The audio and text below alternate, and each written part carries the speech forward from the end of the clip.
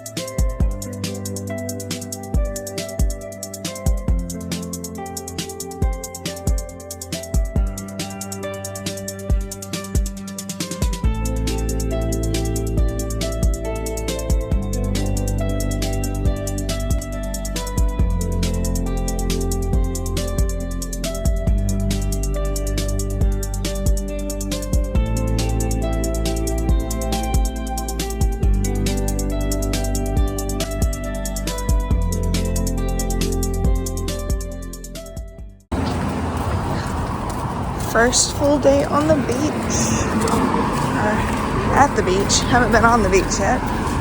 The place is gorgeous. The weather's beautiful. Palm trees. Palm trees. Yep. We're in that tower there, on the next to highest floor. I was not thinking that it was that high. And just like that, we are at Pier Park.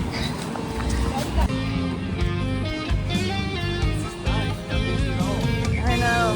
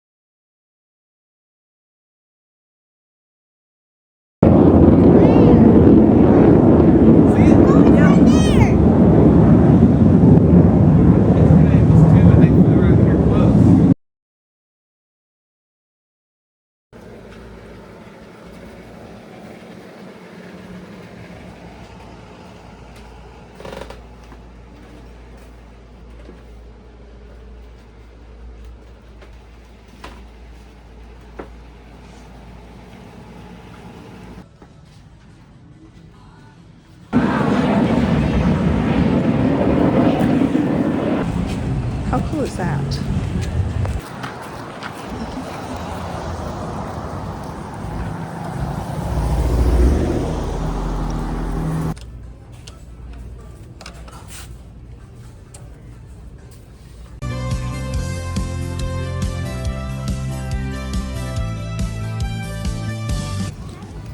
Did you have fun at the game store? Yeah. Went to Dave & Buster's and they got all kinds of fun games that they played, and then they got lots of prizes. And go get some ice cream.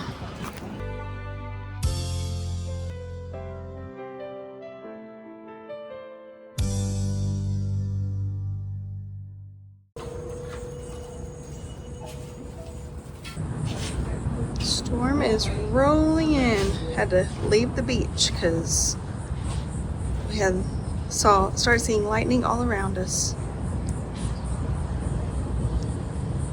Yeah, yikes. I know we didn't video, just a ton of our time here. Yeah. We've been trying, but also we've been kind of taking it easy a lot too. Obvious reasons with me not, being up to doing a whole lot and all that, but also we just needed some time to chill. It's been a crazy year so far with all of this. It's been a crazy month. We've been hit with a lot this month. Yeah, so we really needed the time to just hang out and basically not have an agenda. We woke up every morning not knowing what we were going to do, and except for one morning. Yeah. The doctor appointment. Yeah, that was the only thing. It's the only morning we've had an alarm set. Yeah, and it's been really nice. Yes. But we did get on the video call with my surgeon, and he was asking how I was feeling, and had to tell him, not great. This is not even where I was before surgery. I'm not doing as well as I was. The pain's a lot worse. I'm having a lot worse trouble with the nerve stuff and the dizziness and, all of the symptoms. And he said, he's like, you're a bit of an enigma, which is not necessarily what you want to hear, but it's not the first time I've heard something of that sort. Because he's like, I was really, really hopeful whenever we did the surgery that this was going to fix it. He said, you seemed like you were going to be on the low pressure end of things before. Then we had the high opening pressure during your myelogram. He's like, so it was a mixed picture. He said, and we thought keeping you extra for all this pressure monitoring and all that we did before we did the surgery, we'd find something. He's like, and we found nothing there that was completely out of the ordinary. And he's like, so then we hoped that since that showed absolutely nothing, this would fix, the rest of it with the sag or whatever. If the sag was, later in the daytime as, the day went on, since the headaches tended to get worse in the afternoon. But now my headaches in the afternoon are actually even more consistent than they were before. So he's not sure. He's like, I don't think removing the plate would be the answer. And I'm like, no. My anatomy of my skull looks so much better than it did before. Flow and stuff too. Yes, and he actually was able to go through and show us details on the actual imaging, like from his perspective, because if you don't look at those images and actually know exactly what you're looking at, some of the views I was like, I don't really know what that is. I don't know what I'm looking at. But it was really good to be able to look at that. And he said, anatomy looks great. And he said, from a surgical standpoint, he said, I really don't feel like there's anything else we need to do. He was like, because, there was that tissue that was close to the brainstem. And he actually showed us another view of it where it is close, but it is not touching. And based on, the pressure monitoring and everything, I don't have any compression there during movement or, any of that kind of thing. So he's like, from my perspective, he's like, there's not much more I can do. He asked about the neurologist, told him how she's trying different medications, and that one specifically was geared kind of in case it is like a high pressure situation. And he kind of balked at that a little bit. He said, I don't feel like that it is a high pressure situation at all. He said, based on your readings, even if we corrected some of the flow where if that was part of the negative readings that you got where it was low pressure, he was like, it still would not be enough to swing it into high pressure. He was like, so I don't think that that's the direction you're going to need to go. He's like, but he said, I like that she's, trying different things. Yeah. And he's hopeful that maybe these injections that I'm supposed to get actually next week will actually help. It's kind of one of those things I'm nervous about because I've had a lot of injections before that have not done anything or maybe worse. But he actually wants me to send a message and let them know how they actually did. Just for their own curiosity's sake, because things are so much different with my case. Because usually they have a better response. And he was kind of apologetic. I mean, honestly. Very much so. And I told him, I was like, I can't thank you guys enough for at least taking the time with us and to go through all this. And I mean, everybody else just dismissed it. Because here's the thing. He told us initially the play was a 50-50. Yeah. But had we not gone through with that, then you'd always wonder, be like, well, is that the fix we need? And so, I mean, yeah, it stinks that things are worse, but I don't know that we would have gone on the way we were without doing it, because then we're like, are we just leaving this on the table out of fear? And then it could be the fix. But like I said, it's just so many unknowns. It's just hard to know what you need to do. Yeah. And I explained to him that, I'm still not, up to any of my normal activities. Still can't clean my house, still can't, even go to work or anything like that. Yeah. And he said, well, maybe these injections will make it where I can tolerate therapy, where I can actually stabilize things, where maybe I can actually strengthen and recondition, because, I know I'm deconditioned now. But if not, then hopefully something will change. He also did leave a blurb in his notes where next year, if I feel like I need more imaging, I can have our PCP order that, and I can send it to them, let them look at it.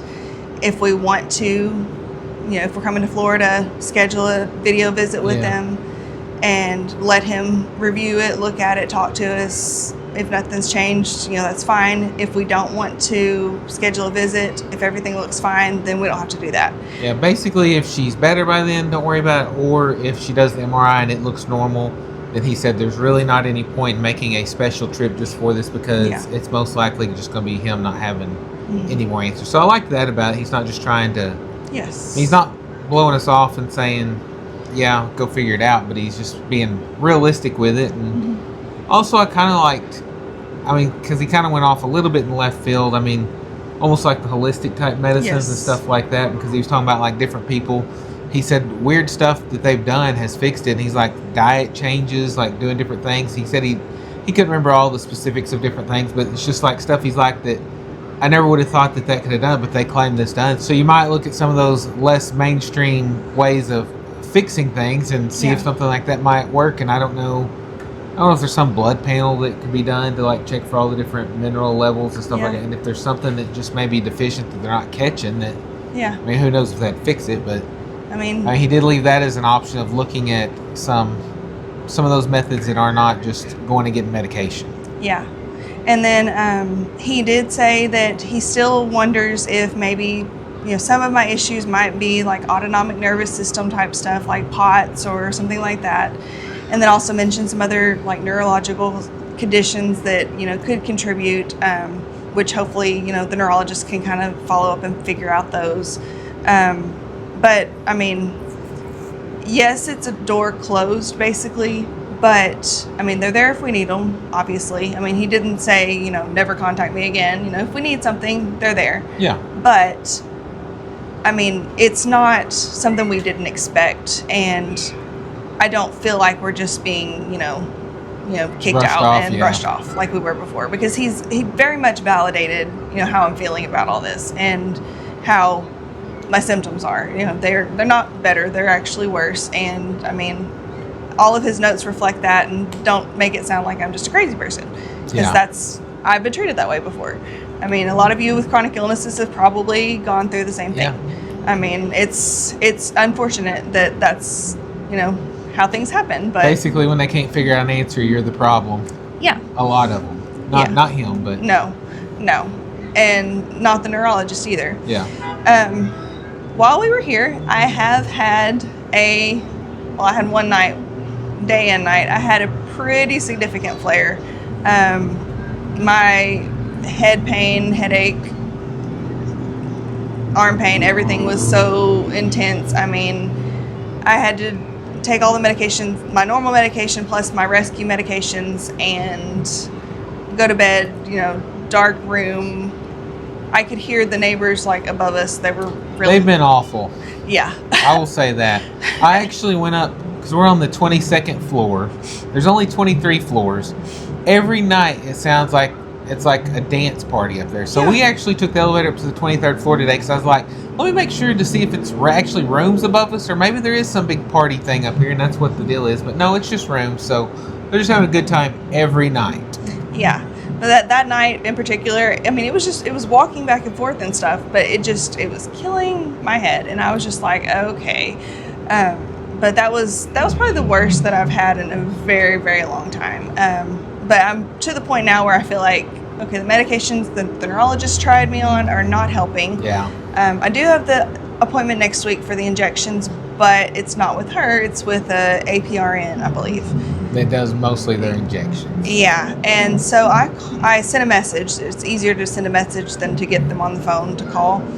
And I was like, hey, when can I schedule a follow-up with my doctor? Because I need to discuss these medications. They're not working. I need to discuss what next options are. And she said, well, the soonest she has is October. Yeah, October is not okay. I mean, that's not okay. I'm not going to be able to just go on for 2 months. The pain has escalated in a lot of ways, and I'm taking my rescue a lot more than I was, and that's not something I want to have to do. Yeah. I mean, because we were kind of under the impression initially, since she was trying these different meds, that it was going to be like a follow-up every so often, but evidently that didn't get scheduled because they just scheduled the injection and never did the follow-up, and so that pushed it off to, what is that, 4 months after you started the meds, or 3? July, August, October, 3. Okay, so it pushed off to 3 months after the meds, and we were thinking like around month and a half mark. Well, I actually thought with the injection thing we were going to have an appointment with her too to talk about that, and maybe it's just that they didn't realize that she's experimenting with these different medications and was supposed to, if it didn't work after a few weeks, try something else.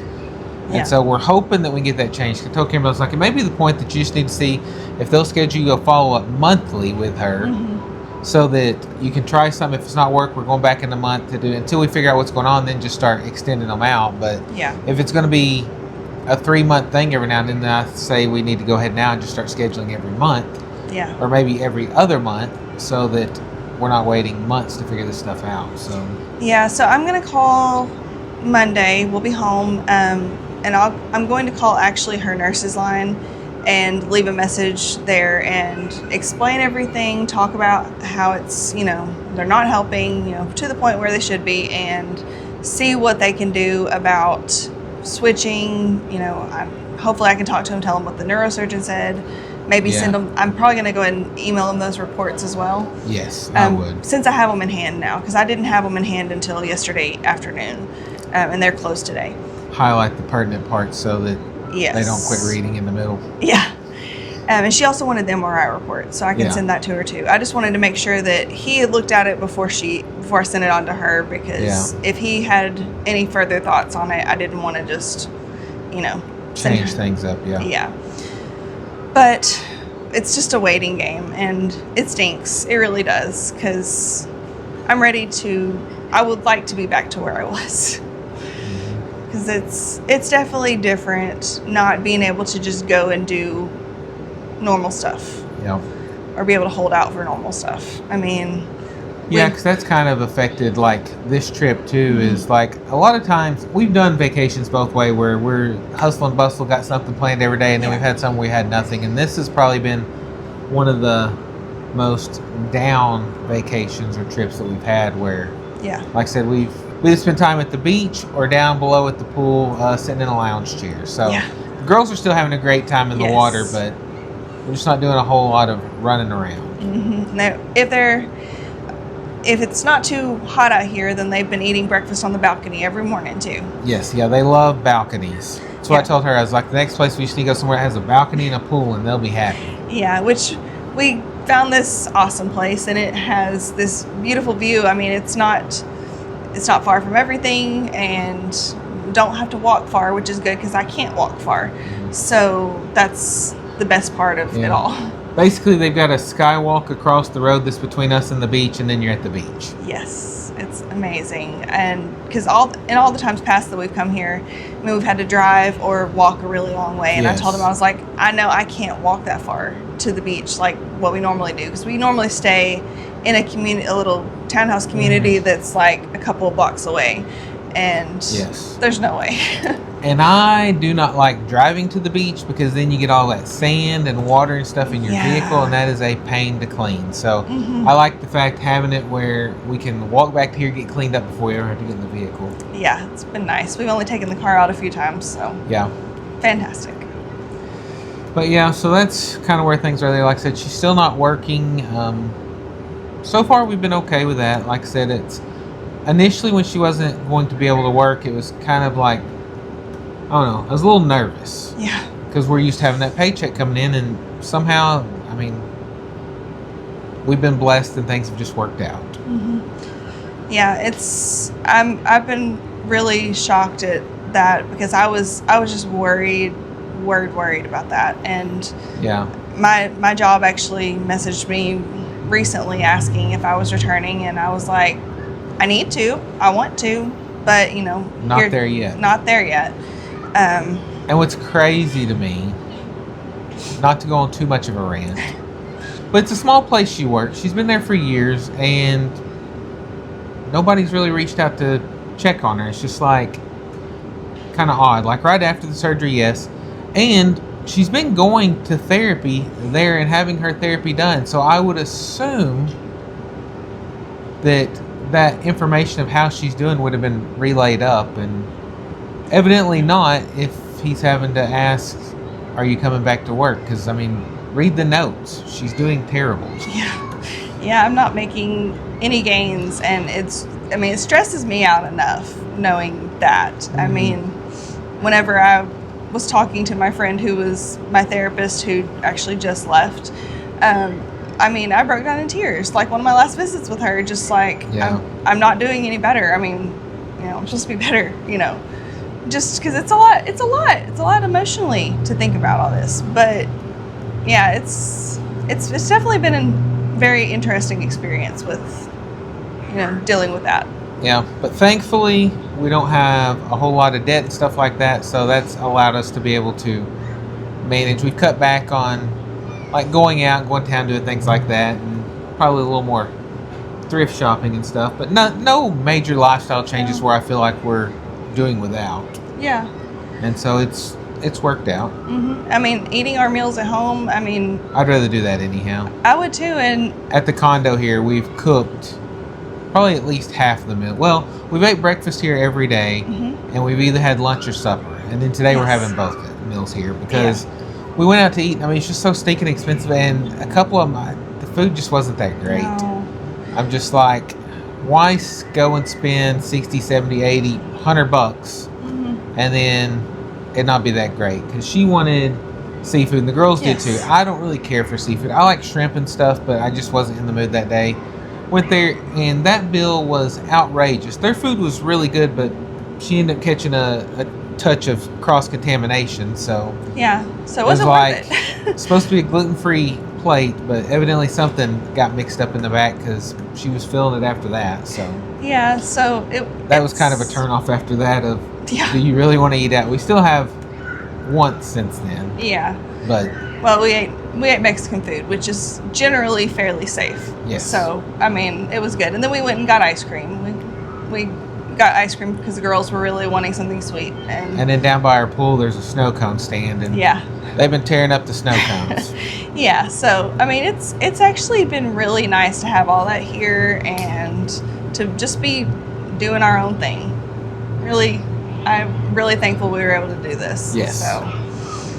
Yeah, we kind of planned on trying a dolphin cruise, but we weren't sure if it'd be too rough for Kimberly, and then one girl wanted to, the other one wasn't so sure, and then I got to look and they were booked anyhow, so I was like, it's probably best we didn't go anyhow. And then one of them, Abby, wanted to go parasailing. I was like, I just don't know about that either, because I was like, if we get up there and you end up getting scared, and I just like, no, we're not gonna do that either. Maybe when they get a little bit older, we'll try that. Because several years ago, Kimberly and I did, and it was a lot of fun. She was scared to death, terrified, but we enjoyed it once you got over the fear of being up there. And then whenever the girls saw them out in the ocean, how high they were, they was like, no, let's not do that. And I was like, well, I'm glad we didn't pay for that then. Yeah, that would have been bad. So like I said, it's just been a lot of relaxation, and like I said, done a little bit of souvenir shopping, some thrift shopping, and a little bit of clothes shopping. Nothing major. No. Yeah, we've been thoroughly enjoyed our vacation though, and getting away and just spending that quality family time. And I think we're gonna go out to the beach here in just a few minutes too, because it's our last night here. Yeah, unfortunately. And then we're heading home. I mean, unfortunately, but I mean, at a certain point you're like, yeah, I'm ready to go back home too. But I know we're going back home to horribly hot temperatures, so. Yeah, because it's been hot here, but with a nice ocean breeze, like, it's not been terrible. Now, if you get out, like immediately when you walk out, it's like a slap in the face with the humidity and heat, but it's still much better than back home. Yeah, but I guess we better go get ready to take them out there and let them enjoy the last little bit of this evening on the beach and eat our supper, because I've got barbecue pork that I actually cooked earlier this morning so that we can just heat it up tonight. Yep. So be sure to stick around, because hopefully one of the next videos will be the update of how the injections go, and with any luck, maybe she'll be doing better. I don't know how long they take to work, but maybe we give some immediate relief anyhow. If not, then maybe a lot worse, because it seems like everything's supposed to work makes her worse. Yeah, so maybe we need to find the opposite. I don't know. Yeah, but like I said, we appreciate y'all watching, and we'll catch you next time on Grounds Family Farm. Bye. Bye, guys.